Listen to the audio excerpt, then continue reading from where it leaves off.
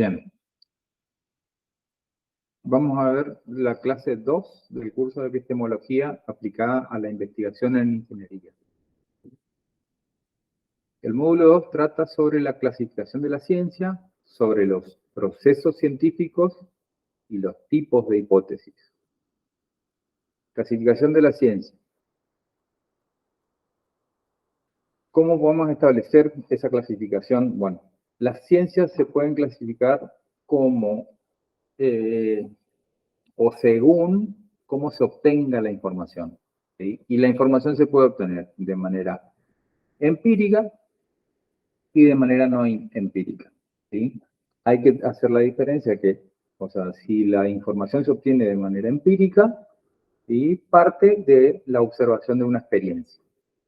Y si se obtiene de manera no empírica, parte de una construcción racional, ¿sí?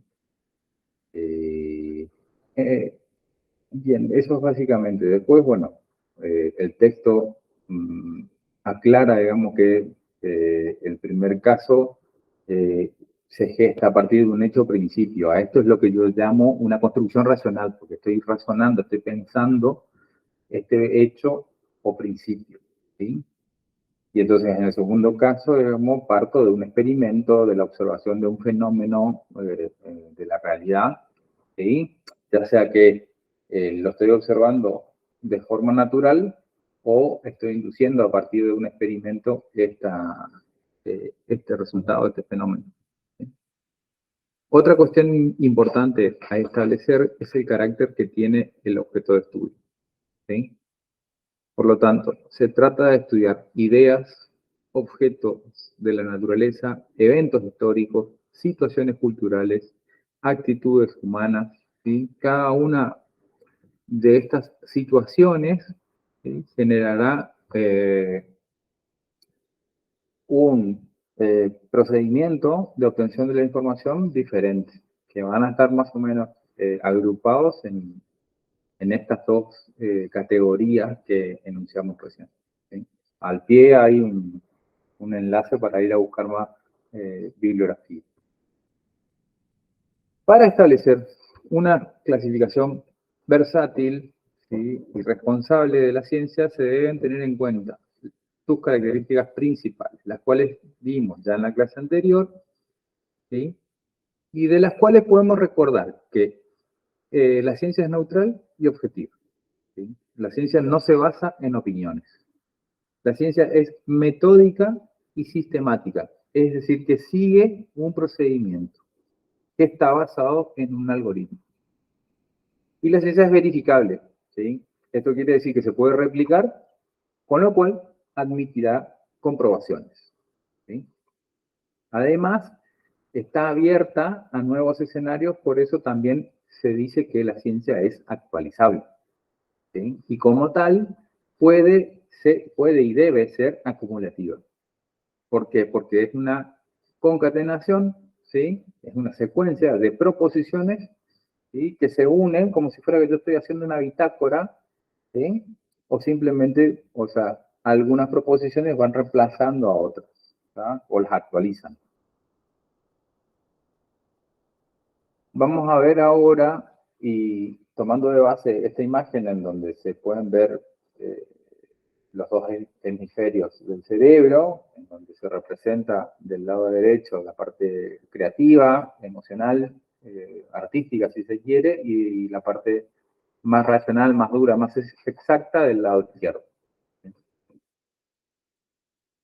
La clasificación de la ciencia, según Eduardo Lasso, que hizo esta clasificación en 1993, para clasificar la ciencia se recurre a delimitar el objeto de su estudio y el método implementado para llevar adelante dicho estudio.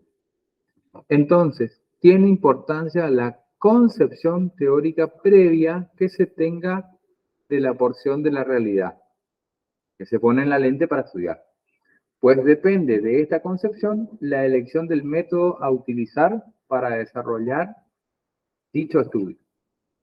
Luego, los resultados esperados también tendrán correlación con el tipo de realidad analizada y el método seleccionado para representar la misma, ¿sí? Acá introducimos el concepto de modelo, ¿está? El método seleccionado para la representación de la realidad. Este modelo puede venir de la mano de una ecuación, puede venir de la mano de un objeto geométrico, ¿sí? Puede venir de la mano de una representación cartesiana, si se quiere. Bueno, ¿cómo se define la clase de ciencia? ¿Sí? Según el contexto, porque establece el universo o la parte del universo en donde se sitúa la realidad o idealidad en la cual desarrollamos las sustancias, las situaciones, perdón, incluidas en la denominada ciencia. La definen también las proposiciones, que refieren al tipo de enunciados que son característicos de esta ciencia. Y de hecho, esto responde a sus características principales. Por ejemplo, en las ciencias formales lo son las tautologías y en las ciencias fácticas lo son las denotaciones. Otro concepto que define la clase de ciencia es la comprobación. ¿Sí? Cada tipo de proposición requiere un modo de comprobación específico, que está en sintonía con el tipo de ciencia en cuestión. ¿Sí? Depende si las ciencias son exactas, si las ciencias son sociales. ¿Sí? Por último, la fundamentación. La fundamentación es el contexto sobre el cual la comprobación adquiere el grado necesario de coherencia. Es decir, guarda una relación directa con el tipo de proposiciones característicos del tipo de ciencia en cuestión. Y entonces podemos ver una clasificación de la ciencia, ¿sí? Acá en este caso específicamente hay tres. Una hecha por Rudolf, que dividía las ciencias en formales, naturales y sociales, ¿sí? Y en cada una definía el contexto, digamos, que delimita el alcance de cada una de las ciencias. Kedrov y Spirkin la dividían en cuatro ramas: las ciencias filosóficas, las ciencias de la matemática, ciencias naturales y técnicas, y las ciencias sociales. Luego, Mario Bunge, el autor que estuvimos estudiando la clase pasada, ¿sí? Él dividía la ciencia en dos categorías: las ciencias fácticas o factuales y las ciencias formales. ¿Sí? Básicamente, las ciencias fácticas, ¿sí? Tiene objetos que son materiales y su método es la observación y la experimentación. Y dentro de esa categoría las divide en naturales y culturales. Las naturales son la física, biología y química. Las culturales son la psicología, sociología, economía e historia. Y por el otro lado, en el lado de las ciencias formales, ¿sí? Tenemos aquellas que sus objetos son ideales. Su método es la deducción y todos sus enunciados, ¿sí? Se obtienen de postulados, ¿sí? O axiomas, si se quiere, digamos. Ahí, en ese terreno, entran la lógica y la matemática. ¿Sí? Acá vemos en detalle la clasificación de Rudolf. ¿Sí? Las ciencias formales estudian las formas válidas de inferencia, ¿sí? Lógica, matemática, y tienen un contenido formal. ¿Sí? Vamos a ver más adelante que estas ciencias formales no tienen sentido más que en sí mismas, ¿sí? Porque cierran el contexto, digamos, a sus postulados, teoremas, demostraciones y demás herramientas, digamos, de subsistencia, por así decirlo. Las ciencias naturales, ¿sí? Según Rudolf, estudian la naturaleza y siguen el método científico. En ellas se encuentra la astronomía, la biología, la física, la química, Y luego tiene la tercera categoría, que son las ciencias sociales, que se ocupa de los aspectos del ser humano, cultura, sociedad. Y ellas son administración, antropología, historia, economía, derecho. Hedrop y Spirkin más o menos tenían una clasificación similar, ¿sí? Solamente que dividían o postulaban las ciencias filosóficas, ¿sí? Y en las ciencias filosóficas aparecen la dialéctica y la lógica, ¿sí? Es decir, que la ciencia la ciencia formal, fíjense que la ciencia formal era dividida en dos, porque por un lado teníamos la matemática, por otro lado teníamos la lógica.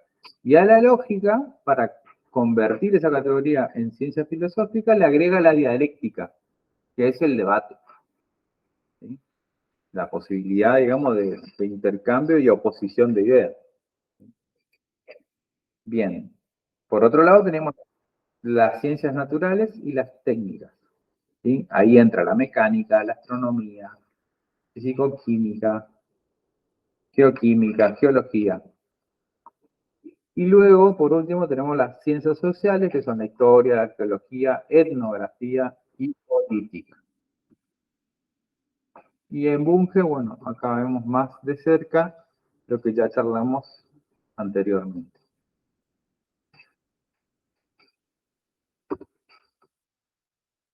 Vayamos al concepto de ciencia formal, que es un conjunto de conocimientos racionales y ordenados.